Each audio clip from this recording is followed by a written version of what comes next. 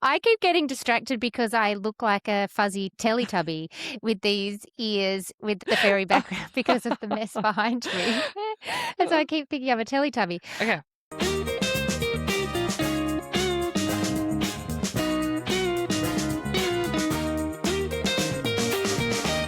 Welcome back, Nap Trappers, another week of your favourite baby podcast, if we do say so ourselves. I'd like to think we are too, Sal. So I think let's roll on with another. Okay, well then, the consensus is there. No need to open up a poll. Yep, the favourite baby sleep podcast. Now, usually we might have something welcoming to say, but I'm going to skip that because if I don't say what's on my mind right now, I will forget because historically every year, in fact twice a year, I forget to talk about daylight savings.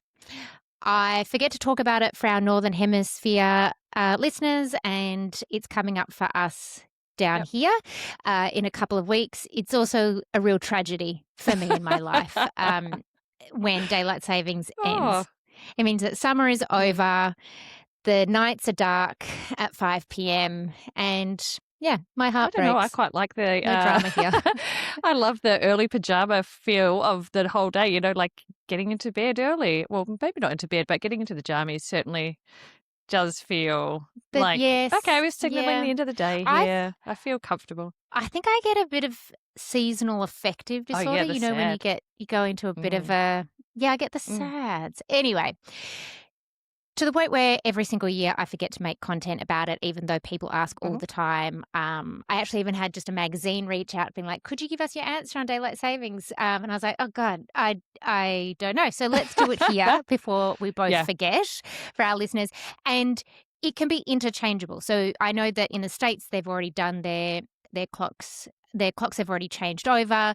Ours is about to happen. It's going different ways, but you can use this generalized formula ever which way you like. And to be honest, I never know if we're springing forward or falling back because that feels like time travel and I cannot wrap my head around it. This is why I actually don't do it. Well, I mean, if anyone's like a follower, you know that I'm not that savvy on social media anyway, but I actually refuse to acknowledge it because you opt out. Well, two reasons I opt out, because one, I'm not that affected by it and usually I'm dealing with my clients, you know, one-on-one, and we sort of talk through it then. But usually when I open my mouth to talk about daylight savings, I've got it in my mind just fine. But the moment I need to go and speak about it, it just turns into it's an absolute mess. I can't get it right. Like all I know is that you can be a proactive person when it comes to daylight savings or a reactive person. And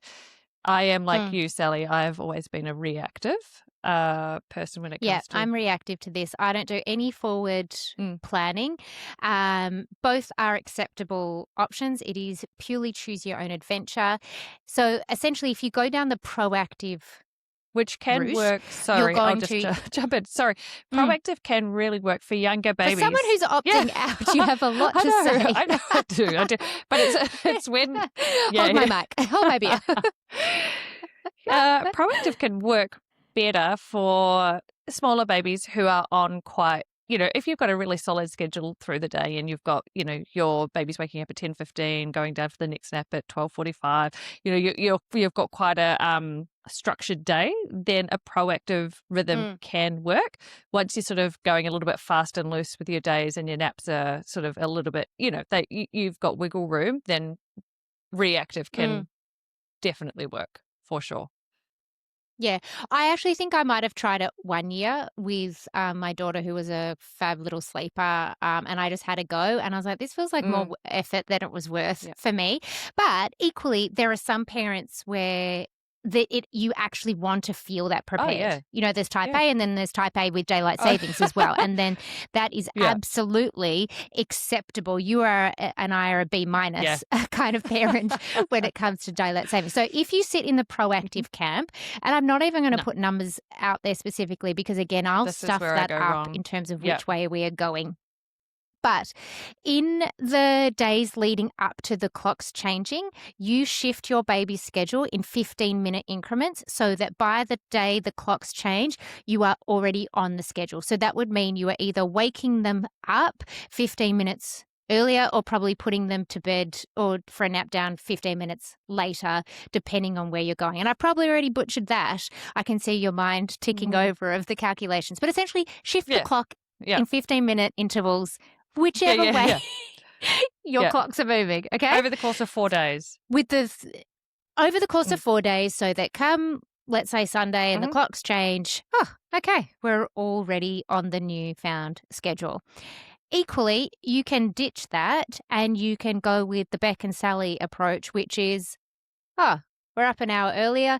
I'll just delay getting up by, I don't know, maybe I do half an hour on the first day and then hang out in the dark. And then the next day I'm like, no, that's fine. We can move forward and delay until 7 a.m. Or I'm going to wake you. Well, there's always the one easier shift, and that's where which is when you wake clock them. Jumps forward, and then you're like, don't accept the new time. You've got to, or is it the way, or is it? I don't know. See, this is where it's all starting to happen. Whatever way it is, there is one where you actively wake them. And then boom. And that's the easier way. Totally fine. Yep. Yeah. Gosh. For me, it's not a big deal because it's just 1 hour, and I have always had good sleepers from 4 or 5 months onwards. So it's never really registered as something I need to preempt. Understandably, at one time of the year when things get earlier, if you've got a baby that's been waking in the morning at 5:30, that's going to become 4:30, at which point we're going to say, well and truly before that, fix your early rise. Oh, yes, absolutely. Fix your early rise, because otherwise you are going to be stitched up, and we don't want that for you. Equally, some families, when the clocks go the other way, feel like, we fixed early rising because it can work in their favor. Absolutely. Yeah. It's great having clients during that week and the lead up to that daylight savings change. Well, actually, that brings me to a question. What do you do with families if daylight savings changes sort of mid 2-week package? I am reactive. It's happened only a couple of times for me. Yep, that's exactly. Because I already think we're working so hard. If I throw 15 minutes intervals in the mix and I don't even understand the concept myself, it's just not. I also feel like it could work and it might not work, and then all of a sudden it just feels like something failed. I don't want parents to feel like something's failed when it's not a necessary part of the whole equation. So I would rather just manage the time zone change as a reactive process. Yep. And it should not be a lengthy saga for any family, the 1 hour difference. If it is, there's something fundamentally deeper going on with the fragility of your baby's sleep, and that's something that we can, of course, help with. It should be a couple of days and then everyone's kind of just back on track. The one thing also to consider is the bedtime going to be lighter, and do you need to block out your windows a little bit more heading into summer months? Equally, like if it's then going to be lighter in the mornings, we want to avoid early rising from that aspect as well. So just make sure that your room is dark enough for all of that. But essentially, you can be proactive, no big deal. If it works, it works. If it doesn't, it's fine. Then, or you can be lazy like us and just react and power on. Yep. I support both. Officially made content about it. Consider it covered. And we could let's just record this part and just play it over and over again for years to come. Like, great. Okay, just loop it. Just loop it. And then Mr. Sleep Concierge can swap where I've said 2026, 2027, 2028. You could just add in a voice. Or just as like a silent, like a beep. Let's bleep it out, the year. Insert year, whenever you're listening to it. This is going into the time, what's those boxes that you plant in the ground? The time capsule? A time capsule. This is our time capsule episode. You're welcome. Our work here is done. Speaking of work, though, we've actually got a good topic to talk about now that we've done our due diligence on daylight savings. We're talking about how to know what is habit versus hunger with overnight feeds in your baby. I love this topic because it is something that once you've sort of got a little bit of confidence around, you feel like you can keep moving and progress in terms of like sometimes it feels like you're stuck in a Groundhog Day, with the feeds and so forth, and you're feeding at very similar times each night, and because baby is waking at similar times, you sort of feel like, okay, well, there must be genuine hunger-related wakings, but how on earth are other people around me moving down to one feed and no feeds? Like, how do we shift this? And of course, it's that dilemma of you never want to deny your baby a feed if they're genuinely hungry. So at what point No. can you make change? Like, and how can you confidently move past a habitual wake if that's what it's become? And I guess we could even go one step further and sort of define what we mean by habitual waking is that it usually happens at predictable times. So you might have been in this sort of almost like a holding pattern for the last 2 months where like clockwork your baby feeds at 10:30 and at 2:30 and at 10:30 and at 2:30, and you might have even been thinking, surely this baby is going to nudge out these feeds, and then still at 9 months and 3 meals of solids and great milk feeds during the day, you've still got full feeds happening at 10:30 and 2:30. And that would be one of the things that when we read your log, we would think, okay, this feels like it's habit. Usually when I work with families of much older babies, they'll sort of self-identified of like, oh, we've got this wretched 2 a.m. waking that we've had since 6 months of age. It's definitely a habit, but I don't know how to wean it out, and I'm a bit scared. Like the known of the 2 a.m. feed has got us feeling trapped. But it can be a bit murkier when a baby is younger, when it is totally age appropriate to be having feeds. So how to determine what is hunger and what is habit. And I guess the ways that we sort of look to determine whether they're habit or hunger is sort of looking at your day and looking at sort of what patterns have been created through the day in order to sort of determine feeds overnight. So for a 6-month-old who is on a 4-hour structure through the day, they might be feeding 4 hourly through the day, and then their internal clock is wired, and we support a 4 hourly feed structure overnight. And you might sort of oh my goodness, of course, and so you've got these 4 hourly feeds going overnight, which is so great. But then their skill set starts to develop, and then we're starting to sort of find that maybe the 7 o'clock milk feed is being a little impacted because we've got these 2 feeds overnight. So how do we know where to start? And in this moment, looking at that particular schedule, I would start to sort of think that if we're finding that they're still waking every 4 hours for a feed, after a few days, a week, 2 weeks, whatever it might be, that the internal clock starts to work really quickly in determining a pattern. And if baby is feeding 4 hourly through the day, then it's just going to create that pattern overnight. And typically, once that feed has been established overnight, then it becomes a habitual wake, regardless of if they are genuinely hungry or not. And so particularly at this 10:30 waking, often 6-month-olds are starting their solids journey as well. And so instead of having 4 milk feeds, now they might be having 1 or 2, sometimes even 3 solids meals being offered. And so you sort of think, gosh, with all the solids and the milk feeds, surely there's an opportunity for you to sleep a little bit longer in that first half of the night. And this is sort of what we look at. Like the habitual side of it is that babies will wake for something if it's being offered at the same time each night, regardless of it. So like the analogy of the Tim Tam, like if somebody woke me up, at 3 o'clock in the morning and offered me a Tim Tam, I'm always going to say, yes, it's my favorite thing. Oh, that's a hard yes. So at 10:30, Double-coded, I know. I listened to that episode back. Right. And if there's no Tim Tam, it's going to be an arrowroot, and you know this. I won't wait for that. But yeah, so then very quickly, like a habitual wake becomes, I'm waking for something overnight. And my favorite thing is on offer. So yeah, I'm going to smash 2 boobs, or I'm going to smash a full bottle. And then I'm going to go back down. And so that's where we can look to sort of go, okay, maybe we'll sort of be a little bit curious at this point. Yeah.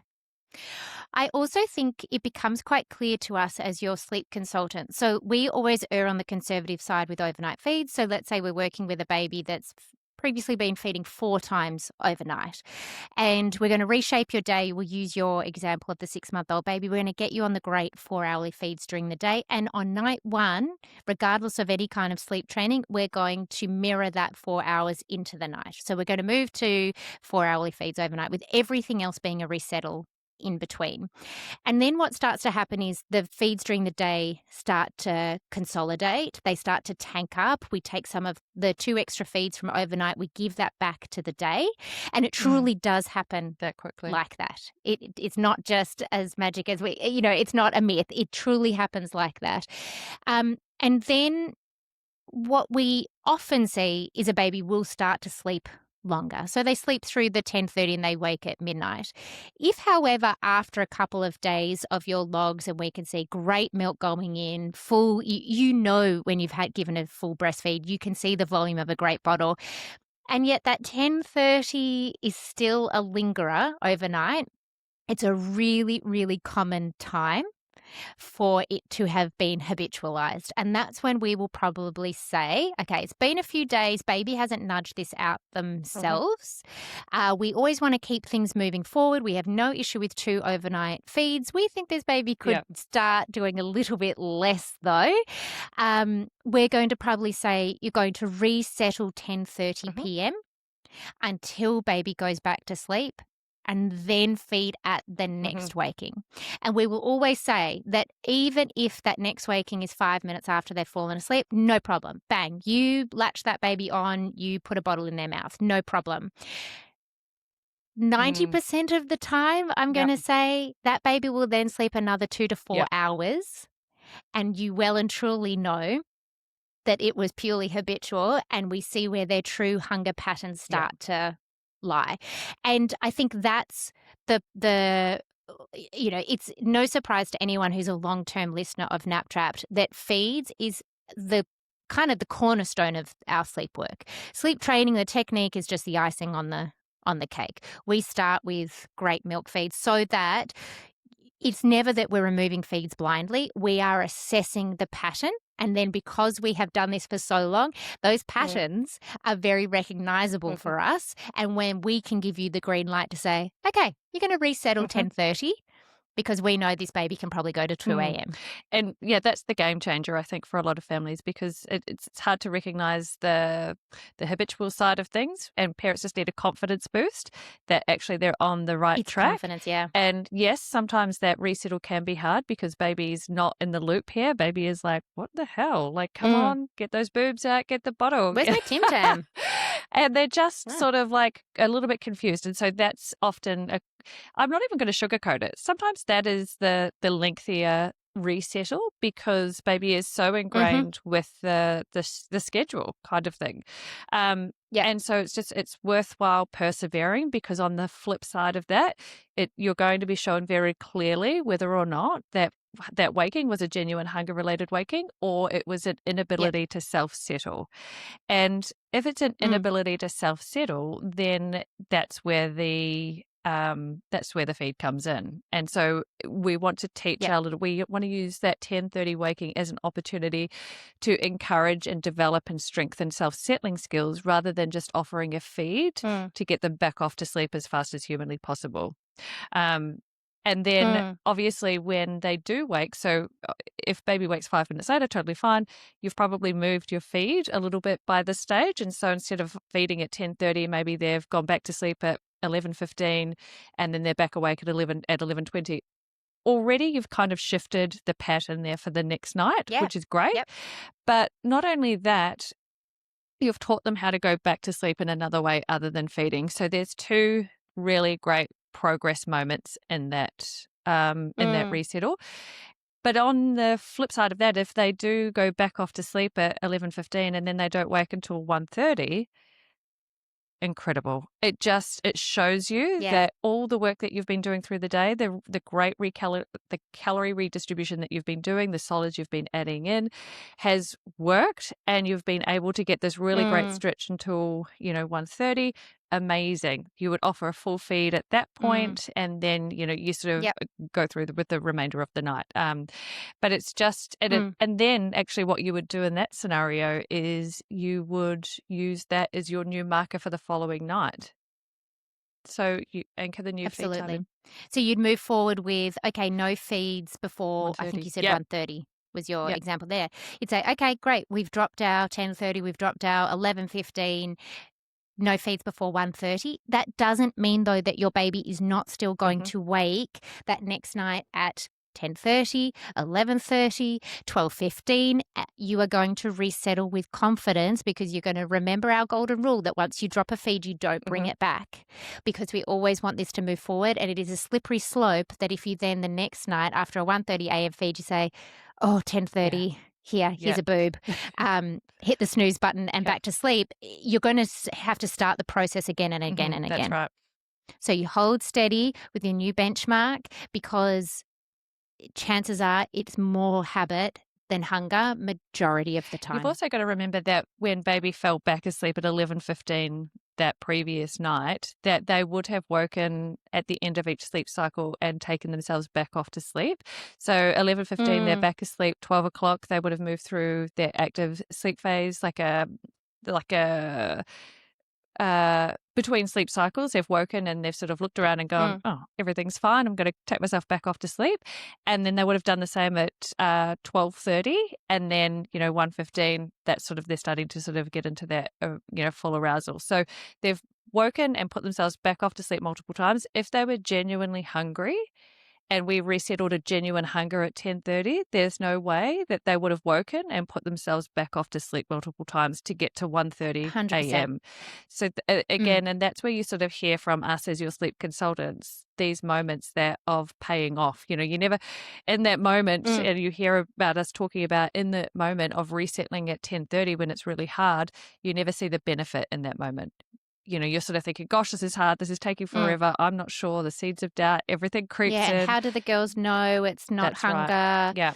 This is more intense than I was Yeah. anticipating. And then you log on to tell us the next morning, oh, they didn't wake Yeah. until 2. Yes. Yay! We knew that would happen. But it's that clarity. That's what families are looking for. They're looking for moments of clarity so that they can feel really confident. And this is one way that you guys can do it for yourselves at home. You just need to have a curiosity in terms of what happens if I resettle this. It will be hard, the girls said, but let's follow through and see what happens. And just knowing that 10:30, 11 p.m., somewhere in between there is the most common habitual feed time that we see. And sometimes we do actively need to decide to nudge it out if a baby's very content with that habit. The other thing is that, of course, you may not have any sort of consistent pattern to your overnight feeds.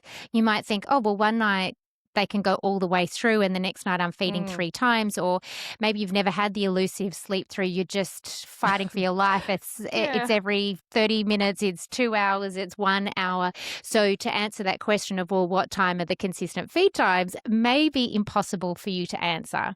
And so reading a lot of other sleep guides, it can feel hard to know, well, like, which ones do I choose? How do I know where to put this?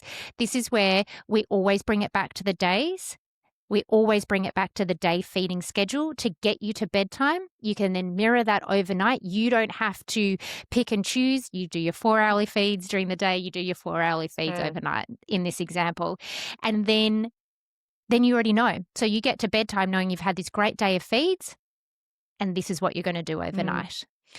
And it can be done from, you can kind of use that mirrored pattern from a younger age as well. So if you've got a 3-month-old on 3 hourly feeds through the day, then you can kind of keep that same 3-hourly feed structure up overnight if you wanted to have a bit of structure and know when to resettle in between feeds, so you're not necessarily actively sleep training, but you know when to resettle.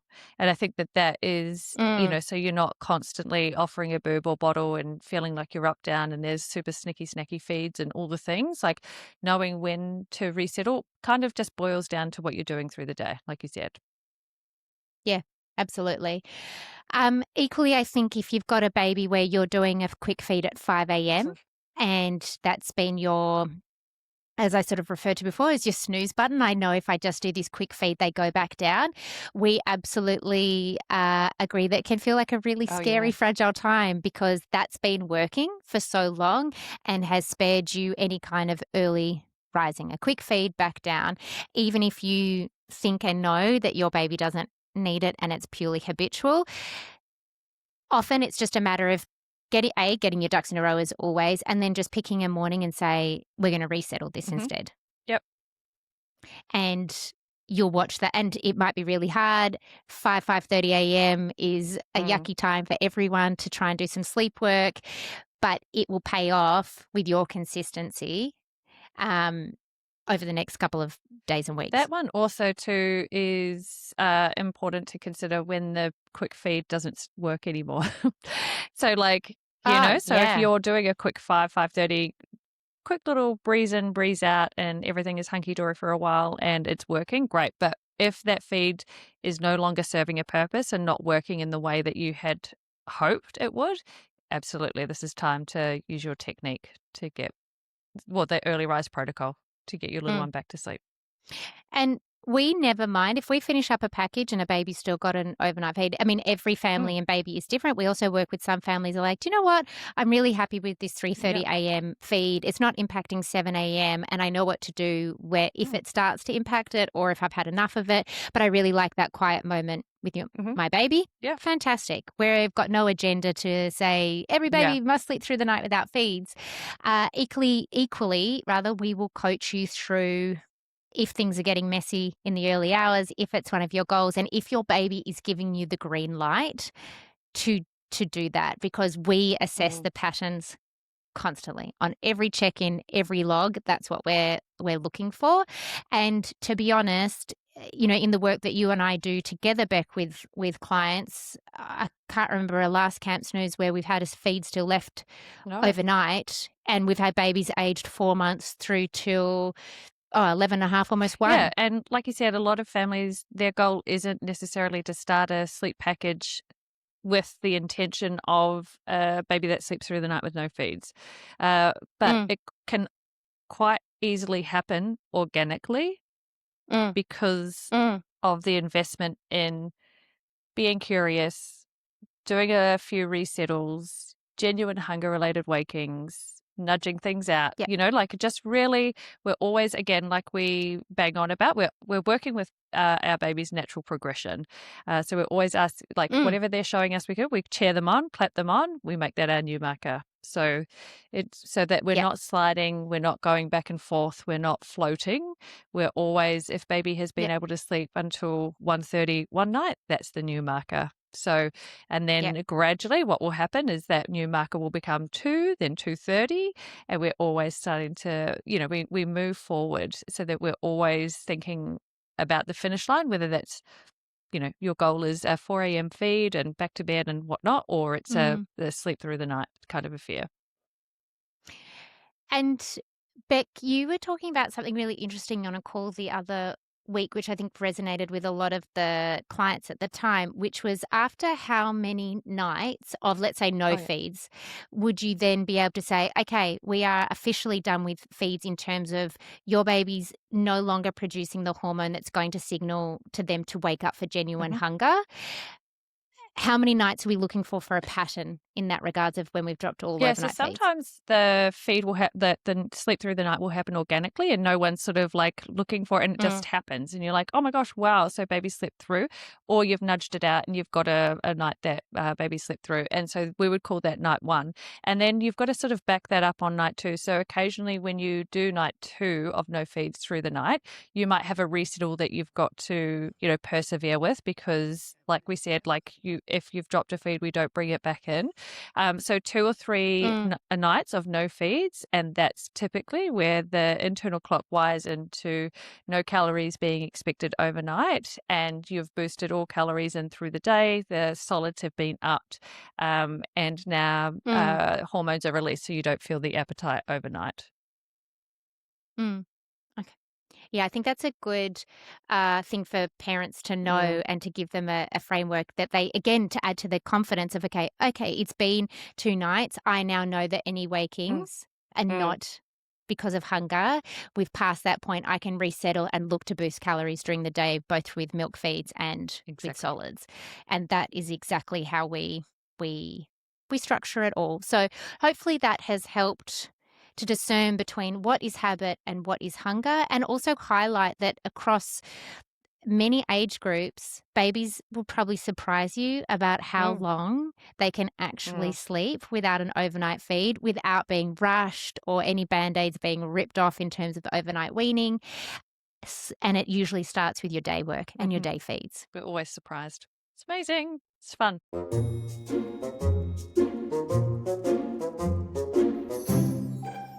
All right, let's answer some sleep detective questions. This is where we answer your real life baby sleep questions. Everyone's favourite segment, I think. I know. Detective caps Yep. on. Okay, Fiona asks, what would be the routine for a 5.5-month-old? I'm trying to do some sleep training. Oh, 5.5-month-old. For me, the wake window is 2 hours in the morning and then can increase to 2 hours 15 in between the naps. So Mhm. do you want me to take the lead on this, Sal? Like, is this, Go okay. for it. You're the numbers queen. 7 a.m. up and milk, 9 till 10 nap 1, 11 o'clock milk, and then nap 2 would be 12:15 to 2 o'clock, and then milk again at 3 p.m. The final nap of the day will be 4:15 to 5. So we do a 45-minute nap at this age for nap 3, 6:30 milk time, and then 7 o'clock bed. So a 2-hour wake window to our bedtime. Yeah, And 5.5 months old, great. fabulous age to get started on shaping your day and doing Yep. some sleep Yep. training. Absolutely. Okay, let's do what to do when my 6-month-old wakes at 6 a.m. He will start calm and eventually hysterically cry. Sleep settling, we are doing timed Ferber check-ins. He has one overnight feed of 70 mils in the process of weaning out. He is 8.8 kilos and 74 centimeters tall. I've tried to go in and resettle to get him to just be calm till 7, but it makes him hysterical. I assume it is because he's hungry and he's absolutely hysterical unless I feed him. This then throws our day out and naps end up being earlier, or I extend nap 1. I guess my first thought is just asking what's happening at 7 o'clock with that milk feed, but I think the answer is always going to be, well, it's impacted because I think there's a second feed going in like at 6:30 or something when he starts to escalate and then it's not working in order to get him back down. But I'd be looking Yeah, at increasing that bottle. because hysterical unless I feed Yeah, him. so Yep. I'd probably, without knowing any other details, I think, I would Mm. maybe look to increase the volume of the milk bottle a touch and just see if we could get a little bit extra out of it.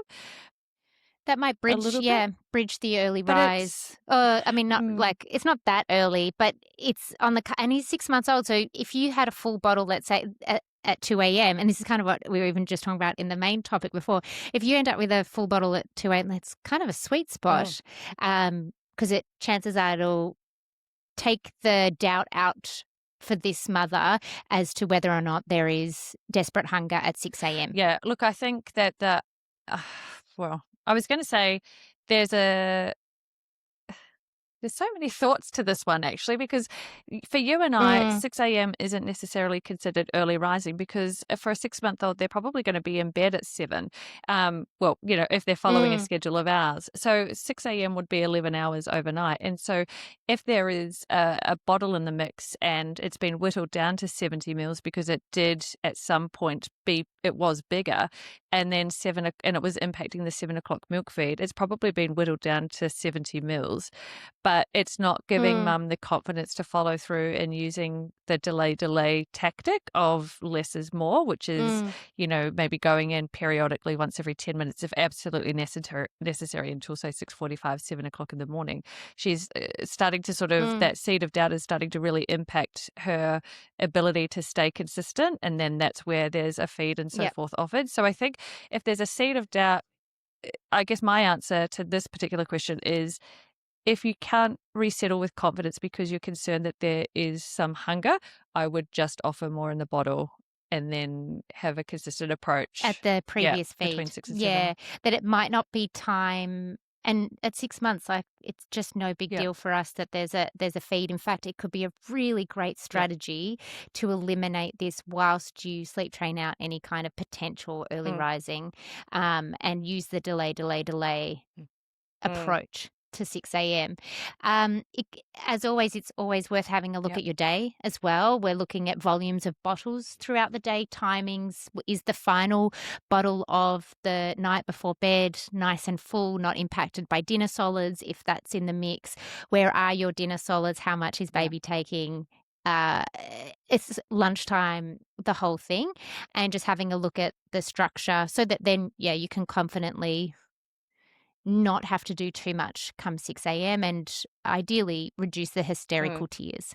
But I think you're right that there's something in that we want to know the timing of that 70 mils, and what was the catalyst for dropping it down. Yeah, I think we just want to reduce the hysteria. Just more information. Like we wouldn't, push through. Yeah, for everyone.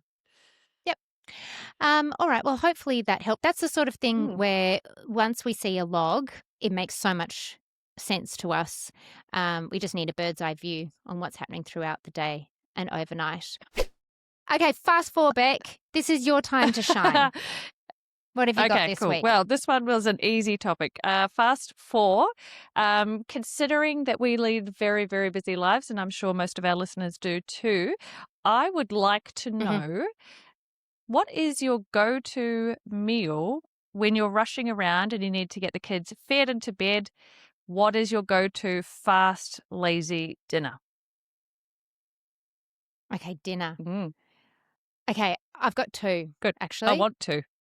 I want two to? from you and okay. two from me. You're welcome. So this is where I will revert to breakfast for dinner every single time. So my first would be baked beans and toasted cheese sandwiches. Baked beans from a can, heated up in 40 seconds, and either grilled cheese in the oven or I'll just whip it into the toasty maker. Yep. Perfect. Everybody in my house loves them. I feel like it ticks a few boxes of different nutritional requirements, and next to no time at all. Bread from the freezer, it doesn't even have to be fresh. Great. Sorted. Done. My second is also a breakfast inspired, but I am quite partial to what I call party porridge. Oh, gosh, this sounds so good. I will make... Okay. All right. I will offer party porridge at dinner time for my children, and it is essentially just porridge that I'll make with full cream milk, yogurt mixed through, but I put sprinkles on top. So it feels extra special, so a child's not like, gruel for dinner. It's like, look at this novel meal I've made. Wow. This is party porridge. And it will take me, I just do it in the microwave. I don't even do it on the stovetop. I whack the oats and milk or water or whatever it is into the microwave, scoop it into the bowl, a little shaky shake of the sprinkles, and we have party porridge. And you can pimp it out. You can do other toppings. You could do a drizzle of honey, maple syrup, peanut butter, banana, frozen blueberries. Wow, that really is party porridge. Holy moly. Yeah. And honestly, it's all in the messaging. It's all in the marketing of porridge for dinner. Oh my God, I'm so on board the marketing Party because porridge. For so long when my kids were really little, they wouldn't eat fish fingers, like fish goujons or anything fish. Like it was like I had to call them... What is a fish goujon? A fish goujon? It's like a chicken finger, but like a fish finger. It's like it looks fancy. Oh, like a fish nugget? Well, kind of. It's like a long, skinny... goujon. Like, I don't know how to... Okay. This is the second week in a row where I've had to Google some sort of food offering. So live. So I wouldn't, when they were little, if we were serving fish anything, I would just happen to call it a crunchy. So we're having crunchies. So they wouldn't, like if I said fish crunch, no chance, absolutely no chance. But they had no idea what it was. So it was just always a crunchy. I'm looking at a fish goujon now. I've never heard of that word at all. But yeah, and crunchy is the perfect descriptor. It's a slightly more gourmet fish finger. This is exactly correct. Yes, goujon just takes it to the next level. I'm elevated. Yeah. Yeah. You are, aren't you? And okay, so when the kids were little, right now, my go-to easy, lazy dinner, we do have a lot of sports and so forth. So this gets cracked out at least once a week. I'm pretty sure my kids love it. Bacon and egg rolls. Bacon. It's like another Oh, yeah, another yum. breakfast, Yep. like a brinner. But when they were little, Yeah, you can't yeah, go it was wrong. always eggs. You do eggs and so either scrambled eggs with a bit of bacon or whatever. When they were little, they would eat that. But yeah, the more teenage version is a bacon and egg roll.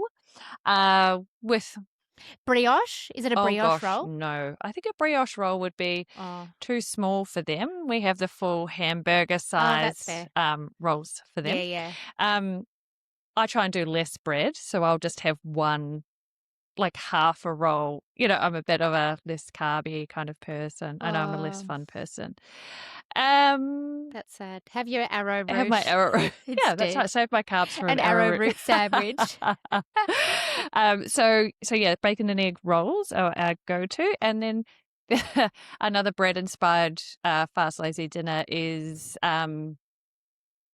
has to be specific too. So I'll give a little shout out to Aldi for their Oh, well, we know our collective love of yes. Audi. They've got in the like deli section, so not in the freezer section, but in the deli section, they've got like chicken tenders, and you can get like original flavor or buffalo chicken flavor, and they go in the air Ooh. fryer, and then we make chicken burgers. So another, yeah, like I said, bread inspired, but they I think they're cooked for 15 minutes. They taste. I mean, I don't want to say that they're the equivalent of KFC, but they're as good. They can be as good as a A KFC. Yeah. DIY. So shredded lettuce, like I'll pimp Okay. mine out with shredded lettuce and jalapenos. But yeah. I do, yeah. But isn't it funny? Like, I because do when the love a kids were little, jalapeno. they would have had like I would have done tenders for them and put the veggies on the side for the veggies to do like the real heavy lifting, like the cucumber on the Yeah, yeah, side, yeah. a bit of grated cheese or cubed Yeah, cheese.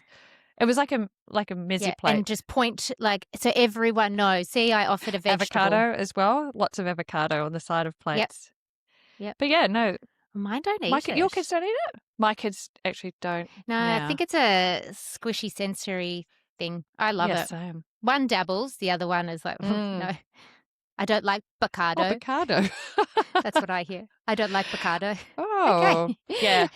I've taken it on board. All right, so you're a breakfast for dinner and or A a fake chicken away. in a Fake bread away. roll. Yeah, A a fake fake away. But I away. must say the Yeah, Thermomix nice. has, I can whip up something pretty quick in the thermo. Like if I really needed Oh, to. I haven't got one of I would those. probably say this is taking a new direction, this little fast forward to like a yeah, Standard. but I would say I got the Thermomix when my youngest was probably 7. Um, I reckon now if when my adult children have their own children, it'll be the first thing that I buy for them and their partner, just for the There you ease. go. That's a What an huge investment! That's a great, sort of yeah. testament. But Yeah. I just think. I mean, I was always doing my own homemade purees and so forth, and like absolutely doing bulk. Mm, I just think it adds another level to set and forget. So if you're doing, yeah.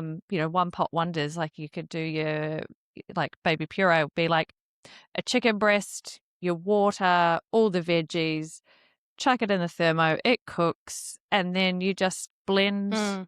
in there, and you honestly cannot stuff it up. Everything tastes good. Everything tastes good. Can you cook though? My husband would say no. On like a scale of 1 to 10, like 1 being like the worst cook on the planet, and like a 10 would be Gordon Ramsay. I think I'd be sitting Yeah, at yeah. probably a 4 to 5. This is why we get HelloFresh. I'm Yeah. just not. I'm just not. You know, I'm not a pizzazz in the kitchen. I can bake. I can bake. I can bake and whip up some sort of amazing cake, muffin, Mm. cookie, brownie. I have less interest in the savory stuff. Yep. My husband is better at that than me. For me, the same, your feelings towards your Thermomix, I don't have one, is the air fryer. Oh yeah. As you know, I will do a steak in the Yes. air fryer. bloody love it. But I will also hard boil eggs in the air fryer. I have not been game enough 12 to do minutes this. at 120 degrees. Wow. Faultless. I think please add that onto my give children's the plate. listeners the steak recipe as well. This is like one you could drop that in the show notes. This is really, I mean, you got to really pay attention here. Get your steak. 180 for 5 minutes on one side. Flip. 180 degrees for Celsius. I'll put in that caveat for another 5 minutes, and then wrap it in foil for 5 minutes, and voila. Entrecôte, eat your heart out. It is the most perfect steak ever. And I usually do a bit of oil and salt before I pop it in. I honestly have stopped ordering steak while out because it's been a disappointment compared to my air fryer steak. And I get an eye fillet. Oh, wow. Okay. So I'm a shit cook when it comes to steak. Like, sorry, language. But I did try your steak recipe in the air fryer, and I can attest it was a 5 out of 5 for the family. Yeah. I tried it months ago. Okay, Probably the only problem for us is that we can't fit, there's 5 of us eating the steak. So then it sort of goes on, the process goes on for a little while. But if it's just Ben and I. Someone's eating a cold steak while someone's getting the hot one. Yeah, that's fair enough. Yeah. Okay. Well, there you go. You kept that quiet. Here I've been on tenterhooks all this time thinking I disappointed you in the steak department. And really, no. Singing your praises. Absolutely. Okay. And I love that you've just casually basically asked for 3 sponsorships from Audi, Thermomix, and there was one other in there. Gordon Ramsay, he can even chime in.